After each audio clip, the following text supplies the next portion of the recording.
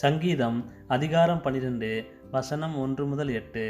ரட்சியும் கர்த்தாவே, பக்தியுள்ளவன் அற்றுப்போகிறான், உண்மையுள்ளவர்கள் மனுபுத்திரரில் குறைந்திருக்கிறார்கள். அவரவர் தங்கள் தோழரோடே பொய் பேசுகிறார்கள், இச்சக உதடுகளால் இருமனதாய் பேசுகிறார்கள்.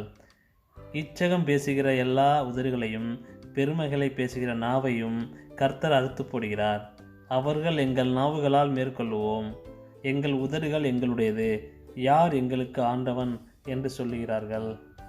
ஏழைகள் பாழாக்கப்பட்ட நிமித்தமும் எளியவர்கள் விடும் பெருமூச்சு நிமித்தமும் நான் இப்பொழுது எழுந்து அவன் மேல் சேருகிறவர்களுக்கு அவனை காத்து சுகமாயிருக்க பண்ணுவேன் என்று கர்த்தர் சொல்லுகிறார். கர்த்தருடைய சொற்கள் மண் குகையில் 7 தரம் உருக்கி புடமிடப்பட்ட வெள்ளிக்கொப்பான சுத்த சொற்களாயிருக்கிறது. கர்த்தாவே, நீர் அவர்களை காப்பாற்றி அவர்களை என்றைக்கும் இந்த சந்ததிக்கு விலக்கி காத்துக்கொள்வீர். மனுபுத்திரரில் சண்டாளர் உயர்ந்திருக்கும் போது துன்மார்க்கர் எங்கும் சுற்றித் திரிவார்கள். ஆமேன். வாருங்கள், மற்றவர்களுக்கும் ஷேர் செய்து தேவனின் ராஜ்யத்தை கட்டுவோம். கர்த்தர் உங்களை சியோனிலிருந்து ஆசீர்வதிப்பாராக.